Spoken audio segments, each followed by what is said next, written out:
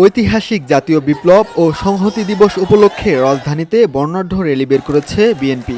আজ শুক্রবার বিকেল ৪টা ১৫ মিনিটে নয়াপল্টন দলের কেন্দ্রীয় কার্যালয়ের সামনে থেকে আনুষ্ঠানিকভাবে শুরু হয় এই র্যালি। বর্ণাঢ্য শোভাযাত্রায় অংশ নিতে দুপুর থেকেই রাজধানীর বিভিন্ন এলাকা থেকে জড়ো হন দলীয় নেতাকর্মীরা। বিকেলে পুরো নয়াপল্টন এলাকায় পরিণত হয় জনস্রোতে। র্যালিকে ঘিরে ব্যানার, ফেস্টুন আর স্লোগানে সরগম হয়ে ওঠে আশেপাশের পুরো চত্বর। ঢাকা উত্তর ও দক্ষিণ সিটি বিএনপি সহ যুবদল, স্বেচ্ছাসেবক দল, ছাত্রদল এবং নানা অঙ্গ সহযোগী সংগঠনের নেতাকর্মীরা দলীয় পতাকা, প্লেকার্ড, মোটরসাইকেল শো এবং সাজানো ট্রাক নিয়ে যোগ দেন শোভাযাত্রায়। র্যালিতে বিএনপির শীর্ষ সিনিয়র নেতারাও ট্রাকে উঠে সাধারণ কর্মীদের সঙ্গে একাত্মতা প্রকাশ করেন।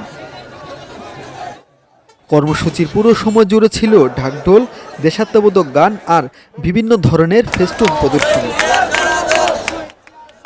র্যালির নিরাপত্তা আইনশৃঙ্খলা বাহিনীর টহলে নয়াপল্টন থেকে কাকরাইল, শান্তিনগর, মগবাজার, বাংলা মোটর সহ গুরুত্বপূর্ণ সড়ক প্রদক্ষিণ করে প্যান প্যাসিফিক সোনারগাঁও হোটেলে এসে শেষ হয়।